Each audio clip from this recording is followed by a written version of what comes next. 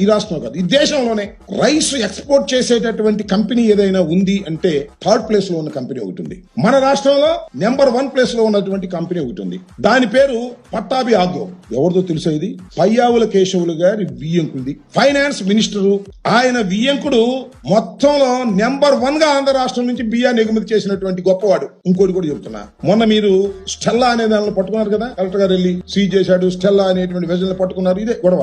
ఇవాళ మీరు డీప్ సీలో ఉంది ఒకటి ఎంవి కనస్టర్ వెజల్ పేరు, దానిలో 42,500 మెట్రిక్ టన్నులు ఆల్రెడీ పట్టాభి ఆగ్రో వాళ్ళు లోడ్ చేశారు. ఇంకా కొంత లోడ్ చేయాలి. ఈ రఫ్సీ కొద్దిగా తగ్గిన తర్వాత అది కూడా లోడ్ చేసి దాన్ని ఎగుమతి చేయబోతున్నారు నైజీరియాకి.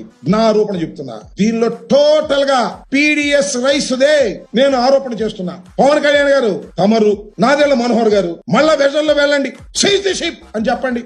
శభాష్. పయ్యావుల కేశవులు గారి వియ్యంకుడిదైనా కూడా బ్రహ్మాండంగా పట్టుకున్నారా? నిజమైన